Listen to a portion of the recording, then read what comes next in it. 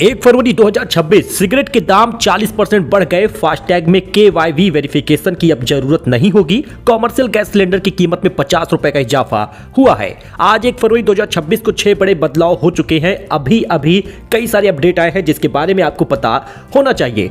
Gold silver का rate हो या फिर सिगरेट, तंबाकू, पान मसाला, इनकी कीमत में बड़ा असर देखने को मिला है। दोस्तों, फरवरी में 6 बड़े बदलाव हुए हैं, इसको एक नजर जरूर देख लीजिए, अंत तक बने रहिए। चलिए शुरू करते हैं। बात कर लेते हैं सिगरेट और तंबाकू प्रोडक्ट का। तो दोस्तों, ये महंगा हो चुका है।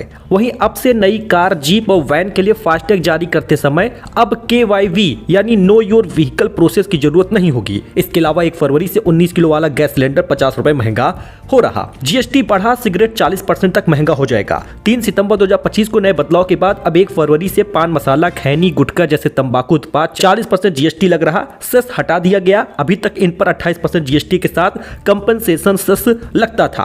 अब सिगरेट पर उसकी लंबाई के आधार पर नई एक्साइज ड्यूटी भी लगाई गई है। 2 रुपए से लेकर 8.5 रुपए तक के सिगरेट के दाम बढ़ेंगे, यानी 10 वाला 12-13 रुपए का हो जाएगा, 15 वाला 25 से 23 तक का हो जाएगा।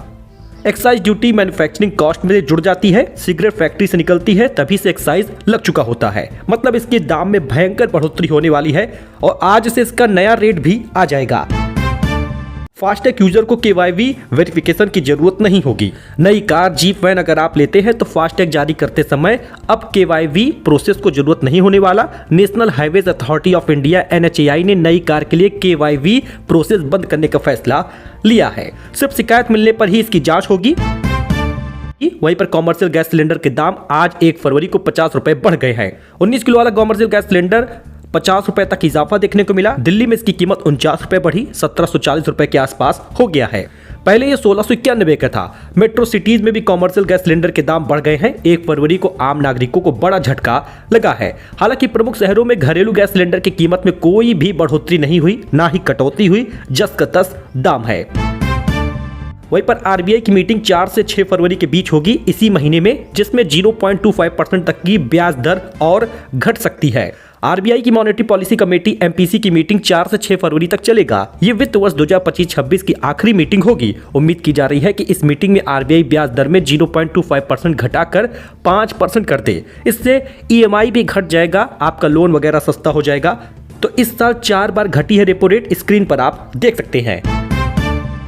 वहीं पर एविएशन फ्यूल के दाम घट गए हैं। हवाई टिकट सस्ता हो गया है। जी आपको बताते चले कि आज 1000 रुपए दाम इसका घटा है। बाकी संपत्ति बेचने और खरीदने के लिए आधार ऑथेंटिकेशन जरूरी होगा। 1 फरवरी 2026 से संपत्ति की रजिस्ट्री के लिए आधार ऑथेंटिकेशन को अनिवार्य कर दिया गया है। अब रजिस्ट्री के वक्त खरीदार, विक्रेता और गवाहों को सब रजिस्ट्रार ऑफिस में मौजूद बायोमेट्रिक मशीन पर अपनी पहचान यानी फिंगरप्रिंट या फेस वेरिफिकेशन कराना होगा। जमीन की खरीद बिक्री में होने वाले फर्जीवाड़े और बेनामी संपत्तियों पर लगाम लगेगा। केंद्र की योजना वन नेशन वन रजिस्ट्रेशन के तहत इसे जल्द पूरे देश में लागू किया जाएगा।